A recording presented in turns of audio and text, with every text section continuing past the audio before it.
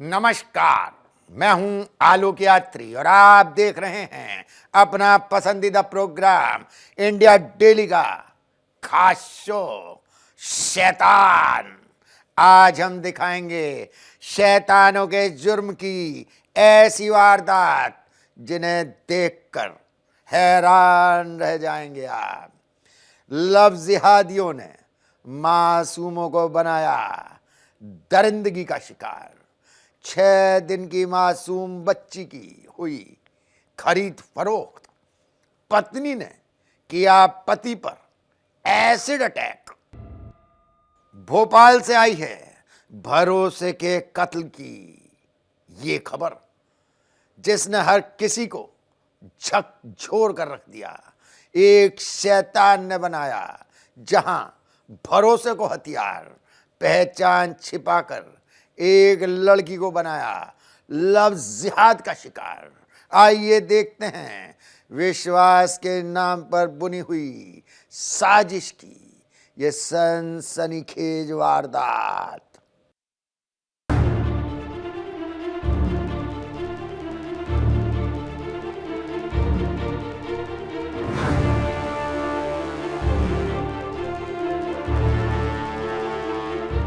MP का भोपाल, झीलों का शहर, लेकिन इस बार यहां से आई एक ऐसी कहानी जो भरोसे को तोड़ देती है और रिश्तों को शर्मसार कर देती है। यह कहानी है भोपाल के रातीबड़ इलाके की। आईईएस यूनिवर्सिटी में पढ़ाई कर रही एक छात्रा जो अपनी पढ़ाई और भविष्य के सपनों में मग्न थी, अनजाने में कैसे जाल में फंस गई जिसे एक शातिर दिमाग ने बुना दिया।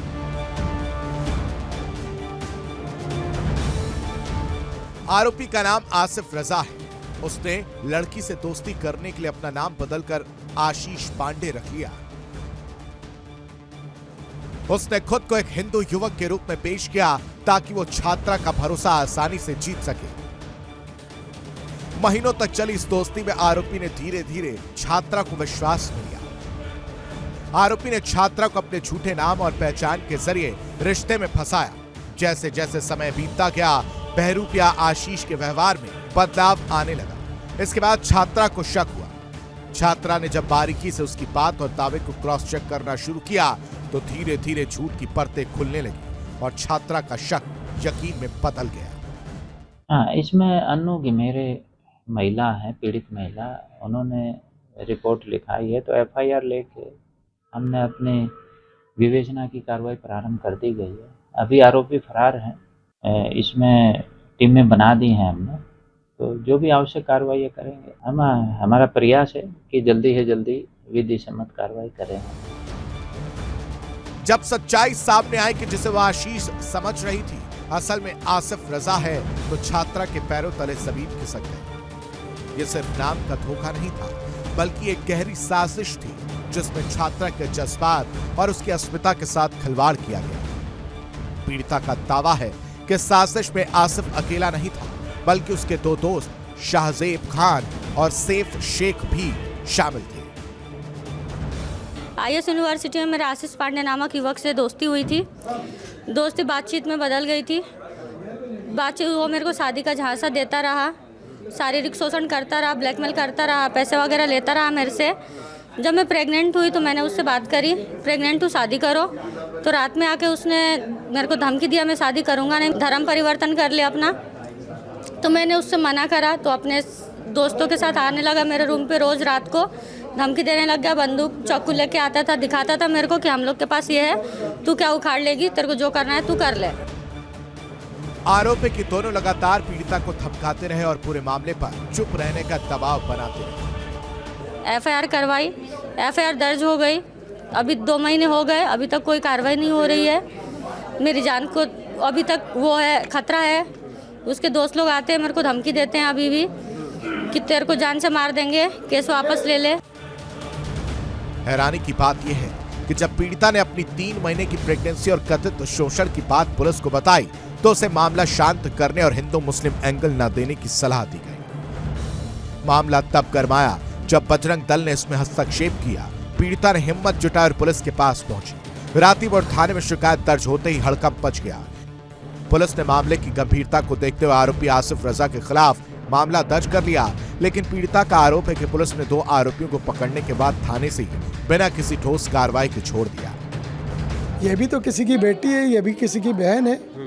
आज अगर हमारे शहर में तालीम शिक्षा ग्रहण करने आई है, अगर उसके साथ नाम बदल कर किसी आसिफ रज़ा ने कोई ज्यादती की है, जुल्म किया है, तो यकीनन उसको फांसी की सज़ा होना चाहिए। उस शहर में मेरा तो मध्य प्रदेश के मुख्यमंत्री से कहना है कि सार्वजनिक जुलूस भी निकलना चाहिए और शहर का इतिहास होना चाहिए कि दूसरे समाज की बच्चियों के साथ अगर हम जुल्म करेंगे तो हमारे घर में भी बहन बेटियां मौजूद हैं, उनका क्या होगा फिर। झूठी पहचान, झूठा प्यार और सच में छिपी थी हैवानियत। ये कहानी सिर्फ एक लड़की की नहीं बल्कि एक चेतावनी है। सावधान रहें, क्योंकि हर चेहरा वैसा नहीं होता जैसा दिखता है। मध्य प्रदेश में लगातार लव जिहाद के केसेस सामने आते हैं। मुस्लिम युवक हिंदू नाम रख के युवती से दोस्ती करते हैं, उसके बाद रिश्ता बनाते हैं, उसके बाद शोषण करके फिर उनको ब्लैकमेल करते हैं कि धर्म परिवर्तन करें। ऐसा ये एक मामला है जिसमें युवती प्रेग्नेंट हो गई और उसके एफआईआर नहीं हो रही है। लेकिन इसमें सबसे सुखद बात यह है कि पहली बार एक मुस्लिम संगठन सामने आया है जो युवती के साथ खड़ा है और कह रहा है कि इसकी मदद करनी चाहिए और मदद नहीं होगी तो वो सीएम हाउस का घेराव करेगा। इंडिया डेली के लिए मुक्ता पाठक की रिपोर्ट। वाराणसी से भी आई है भरोसे के कत्ल की ये खबर। प्यार के नाम पर एक लड़की की आबरू से किया गया खिलवाड़। शादी के नाम पर खेला साजिश का खेल। मंदिर में शादी करने के बाद बनाया धर्मांतरण का दबाव। आइए देखते हैं एक शैतान की साजिश की ये वारदात।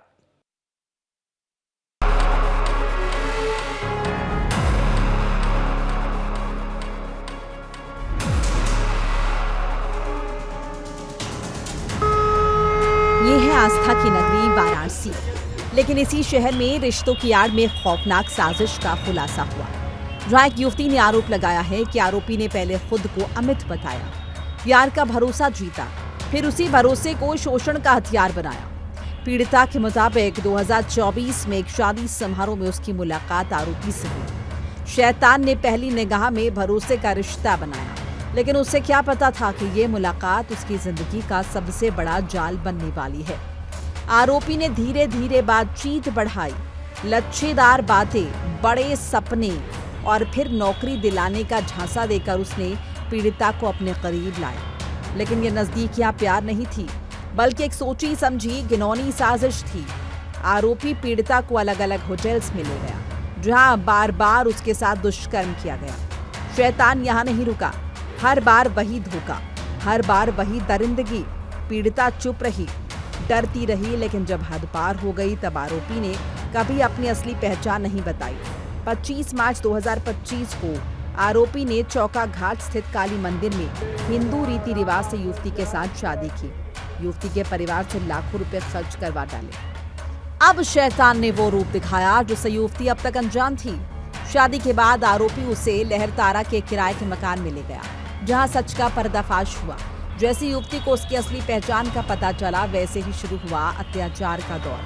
विरोध करने पर मारपीट और फिर धर्म परिवर्तन का दबाव। युवती का आरोप है कि आरोपी ने न सिर्फ उसकी पहचान छुपाई, बल्कि उसे मानसिक और शारीरिक रूप से प्रताड़ित किया। हर दिन हर पल डर और दबाव में जीने को मजबूर किया। युवती का आरोप है कि आरोपी के पिता नबी रसूल और भाई मिट्ठू ने भी उस पर धर्म परिवर्तन का दबाव बनाया और इनकार करने पर उसके माता पिता की हत्या की धमकी दी। लड़के से हम शादी किए थे, अमित नाम था उसका, और ये बताया था, पर उसका नाम आफ्ताब अंसारी है। और धोखे से शादी किया हिंदू बन के हमसे, और फिर उसके बाद बताने लगा कि हम मुस्लिम हैं। और हमको पता चलते ही ये सब मारपीट करने लगा, गाली गलौज करने लगा और माँ बाप को मारने का धमकी देने लगा और हमें भी मारा। पीड़िता के अनुसार उसे 1 महीने तक बंधक बनाकर रखा गया, जहां उसके देवर मिट्ठू ने उसके साथ दुष्कर्म किया। आरोपी ने उसे मुंबई में लड़कियों की तरह बेचने की धमकी दी थी। पीड़िता ने आफ्ताब के मोबाइल चैट में कई लड़कियों की खरीद फरोख्त के सबूत देखे। पीड़िता ने परिवार वालों के साथ पुलिस में इसकी शिकायत की। इसके बाद कोतवाली पुलिस हरकत में आई। आरोपी को हिरासत में लेकर थाने में कागजी कार्रवाई शुरू की। तो फ़ोन से बात करते हुए सुन लिए तो हम पूछे थे, तो बोला कि पहले तो बोला कि नहीं मेरा नाम नहीं है, किसी और से बात कर रहे हैं। फिर वो खुद ही बताया, जब हम लड़ने उड़ने लगे हम सुने थे तो वो बोला कि हाँ मेरा ही है। तो फिर मारपीट करने लगा, फिर धमकी देने लगा कि अगर तुम किसी से कहोगे तो हम तुमको जान से मार देंगे, तुम्हारे फैमिली को मार देंगे। लेकिन फिर वही हुआ जो नहीं होना चाहिए था। शाम 7 बजे के बाद आरोपी ने पुलिस को चकमा दिया और थाने से ही फरार हो गया। यानी पुलिस की नाक के नीचे से आरोपी निकल गया। जो एक महिला है उसने ये आरोप लगाया था किसी आफ्ताब अंसारी के ऊपर कि इसने नाम बदलकर मेरे साथ रिलेशनशिप में आकर झूठी शादी करी तथा उसके बाद शोषण किया। व्यक्ति है आफ्ताब अंसारी, उसको थाने पर वकीलों के माध्यम से लाया गया था, परंतु जब उसे पता लगा कि उसके खिलाफ अभियोग पंजीकृत किया जा रहा है तो वो बाहर निकला तथा वहाँ से भाग गया। तथा ये व्यक्ति जो है आफ्ताब अंसारी, ये भी जल्दी ही पुलिस की कस्टडी में आएगा तथा इससे आवश्यक कार्रवाई करते हुए आगे की कार्रवाई की जाएगी। जैसे ही ये खबर फैली, थाने में हड़कंप मच गया। अधिकारियों में अफरा तफरी मच गई। सवाल यह है कि जब आरोपी पुलिस कस्टडी में था तो सुरक्षा में इतनी बड़ी चूक कैसे हुई? अब पुलिस आरोपी की गिरफ्तारी के लिए अलग अलग ठिकानों पर छापेमारी कर रही है। वाराणसी के कोतवाली इलाके से एक चौंकाने वाला मामला सामने आया है। यहाँ पर आफ्ताब अंसारी नामक युवक ने हिंदू लड़की को अपने प्रेम जाल में फंसाया, उसके साथ शादी की, फिर उस पर धर्म परिवर्तन का दबाव बनाने लगा। वहीं जब पीड़िता ने पुलिस से इस पूरे मामले की शिकायत की तो पुलिस ने जब आफ्ताब अंसारी को कोतवाली बुलाकर उससे पूछताछ की, इसी दौरान वो कोतवाली पुलिस को चकमा देकर फरार हो गया। फिलहाल जो एसीपी कोतवाली है विजय प्रताप, उनका कहना है कि आरोपी के जो अन्य सहयोगी हैं, उसके परिवार वाले हैं, उन्हें हिरासत में ले लिया गया, उनसे पूछताछ की जा रही है। साथ ही साथ फरार आफ्ताब के खिलाफ कई टीमों का गठन किया गया है। फिलहाल पुलिस की जांच जारी है और जो अधिकारी हैं उनका ये कहना है कि जल्द से जल्द मामले में आरोपी को गिरफ्तार कर कड़ी कार्रवाई की जाएगी। अभय श्रीवास्तव, इंडिया डेली, वाराणसी। मध्य प्रदेश के श्योपुर से आई है दिल झकझोर देने वाली ये खबर। एक मासूम की जिंदगी से किया गया खिलवाड़। 6 दिन की मासूम बच्ची की हुई खरीद फरोख्त। पकड़े जाने के डर से खरीदार सड़क किनारे फेंक कर हो गए फरार। आइए देखते हैं कैसे खुली रहस्य की परतों में छिपी ये वारदात।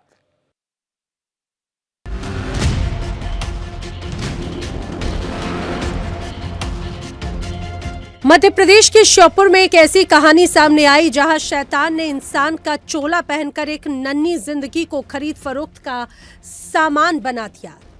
नेशनल हाईवे 552 पर 2 साल की बच्ची लावारिस हालत में मिली और जब सच सामने आया तो रूह कांप गई। 18 अप्रैल की काली सुबह श्योपुर के मानपुर थाना इलाके में हड़कंप मच गया। डायल 112 पर सूचना आई कि सोई खुर्द के पास नेशनल हाईवे 552 पर एक मासूम बच्ची लावारिस हाल में पड़ी है। मौके पर पहुंची पुलिस ने बच्ची को तुरंत सुरक्षित वन स्टॉप सेंटर भेजा, जहां उसका मेडिकल परीक्षण कराया गया। लेकिन सवाल था कि आखिर ये बच्ची यहां पर आई तो आई कैसे? पुलिस ने अज्ञात के खिलाफ केस दर्ज किया और जांच शुरू हुई। तकनीकी साक्ष्य जुटाए और फिर सामने आई एक संदिग्ध कार। पुलिस का माथा ठनक गया जब कार के मालिक का सुराग निकाला गया। ये कार मध्य प्रदेश की थी, जो भोपाल निवासी आकाश मुदड़ा के नाम पर रजिस्टर्ड थी। इसके बाद पुलिस टीम भोपाल पहुंची। आकाश मुदड़ा और उसकी पत्नी से पूछताछ शुरू हुई। पहले तो दोनों ने कहानी गढ़ी और पुलिस को बताया कि बच्ची को गोद लिया, लेकिन जब पुलिस ने सख्ती दिखाई तो शैतान का असली चेहरा सामने आ गया।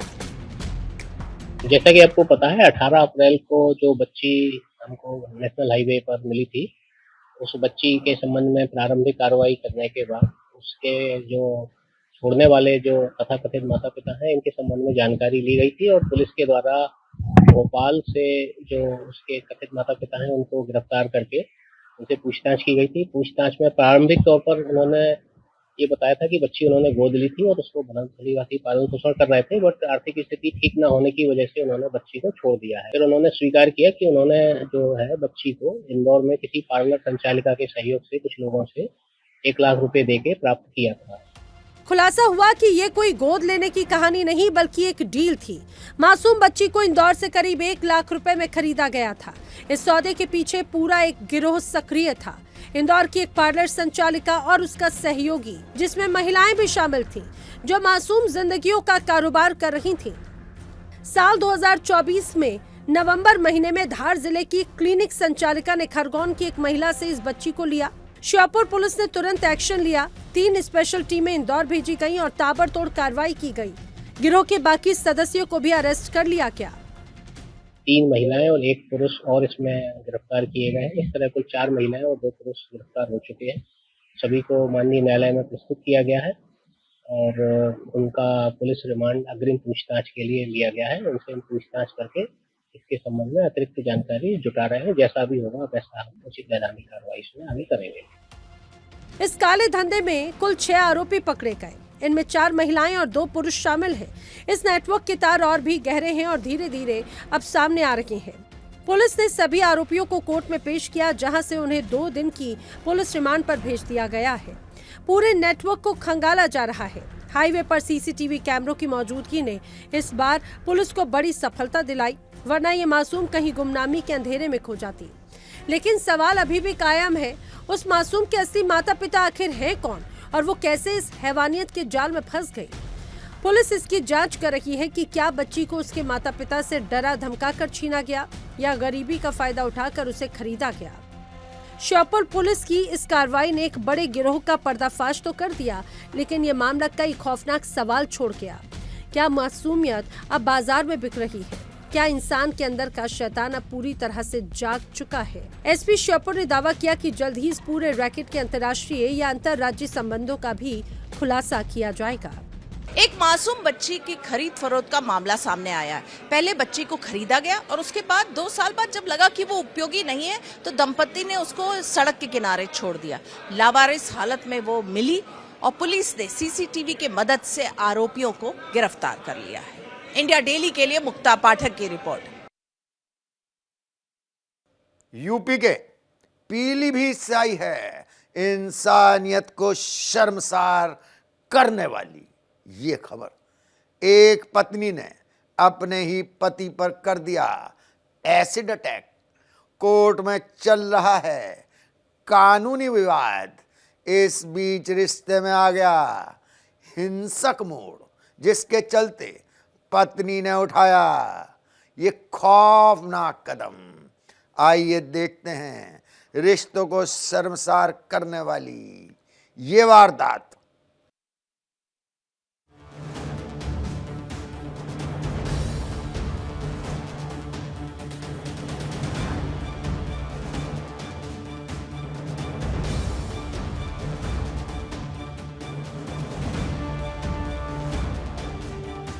उत्तर प्रदेश के पीलीभीत से सामने आई एक ऐसी सनसनीखेज वारदात जिसे सुनकर आपकी भी रूह कांप उठे। रिश्ते का कत्ल तो आपने सुना ही होगा, लेकिन यहाँ तो पत्नी ने अपने ही पति को ऐसी दर्दनाक सजा दी कि वो ताउम्र के लिए जख्मी हो गया। वीडियो में दिख रही एक महिला दूसरी मंजिल के गेट पर खड़ी होकर किसी का इंतजार कर रही है।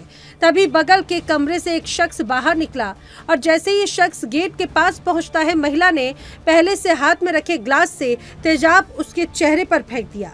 यह हमला इतना अचानक था कि पीड़ित को समझने का मौका तक नहीं मिला।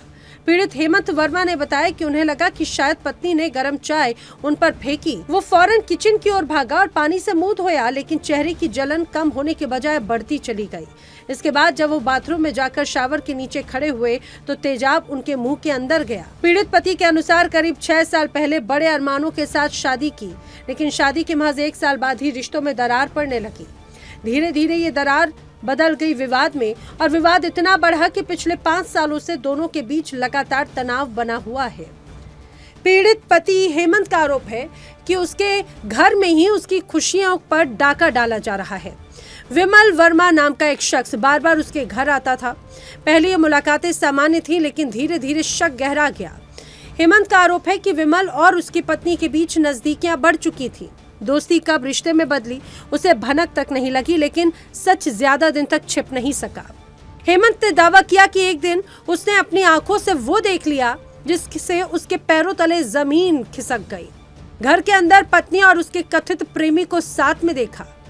हेमंत ने दोनों को रंगे हाथों पकड़ लिया। BRV की एक गाड़ी जो है, जिसके के ऊपर जो है किसी केमिकल से मुंह पे वो किया गया आघात। मरीज का कहना है कि मैं जब अपने घर से बाहर निकला तो मेरे चेहरे पर कोई केमिकल्स मेरी घरवाली ने डाल दिया, जो संभवतः एसिड है, जिसकी वजह से उसका चेहरा झुलस गया है। छाती के अग्रिम भाग पे भी जलन किया है और हाथों के भुजाओं पर भी है, जो लगभग 25% है। स्थिति गंभीर है, मगर ये कंट्रोल में है, जो उपचाराधीन है। हेमंत के अनुसार ये पूरा मामला पिछले साल दिवाली के आसपास का है, जब खुशियों के त्योहार पर उसके घर में विश्वास टूट गया और एक शक ने पूरे परिवार को बिखेर कर रख दिया। हेमंत ने ससुराल वालों से इसकी शिकायत भी की। इसके बाद शिल्पी से उसका झगड़ा भी हुआ। साल 2021 में शिल्पी ने हेमंत के खिलाफ दहेज उत्पीड़न का केस दर्ज कराया, जिसके बाद उसकी पत्नी अपने मायके चली गई। पत्नी से परेशान होकर हेमंत ने उठाया बड़ा कदम और रिश्ते को खत्म करने के लिए कोर्ट का दरवाजा खटखटाया। हेमंत का कहना था कि साल 2026 में जब शिल्पी को तलाक का नोटिस मिला तो दोनों के बीच विवाद और ज्यादा भड़क गया। तलाक का नोटिस मिलने के बाद वो और आक्रामक हो गई और आए दिन झगड़ा करने लगी। आरोप है कि मामला सिर्फ बहस तक सीमित नहीं रहा। शिल्पी ने कई बार हेमंत के घर में जबरन घुसने की कोशिश की। और शाम 4 बजे लगभग उसने हमारे ऊपर तेजाब डाल दिया। हमारा पूरा शरीर जल गया है। उसका ये कहना है कि हमारी शादी जबरदस्ती करवा दी गई माता पिता द्वारा, जिसका अफेयर उसके ही गांव से चल रहा है, एक लड़के से, विमल वर्मा नाम के लड़के से। अब हम ये चाहते हैं जिसने तेजाब दिया उस पर कार्रवाई हो और जो इसका आशिक हो विमल वर्मा, उस पर कार्रवाई हो।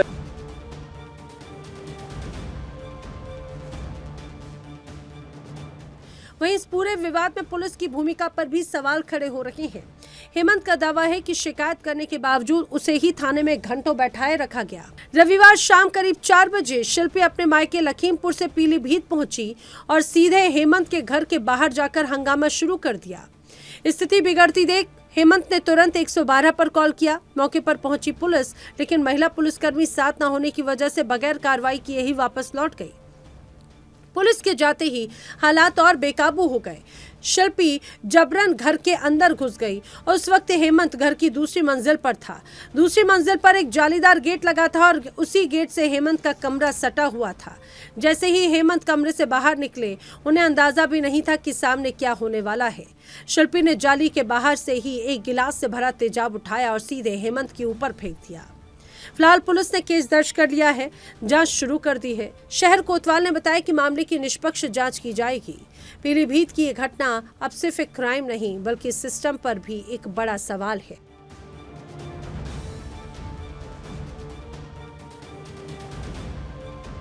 पीलीभीत से एक हैरान कर देने वाला मामला सामने आ रहा है, जिसमें पति पत्नी का आपसी विवाद जो है उसने एक भयानक रूप ले लिया है। वहीं आपको बता दूं कि पति पत्नी के बीच पहले से ही कोर्ट में तलाक का मुकदमा विचाराधीन है। इसी दौरान जो है पत्नी द्वारा पति के ऊपर एसिड अटैक किया गया है, जो कि पूरी घटना जो है सीसीटीवी कैमरे में कैद हो गई है। और वहीं सूचना पर पहुंची स्थानीय पुलिस द्वारा मामले की छानबीन की जा रही है और विधिक कार्रवाई करने की बात कही जा रही है।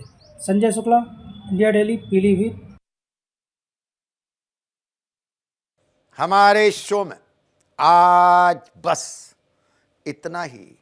अगली मुलाकात में करेंगे कुछ और गुनहगारों का पर्दाफाश। तब तक आप रहिए सावधान, क्योंकि आसपास कहीं भी हो सकता है शैतान।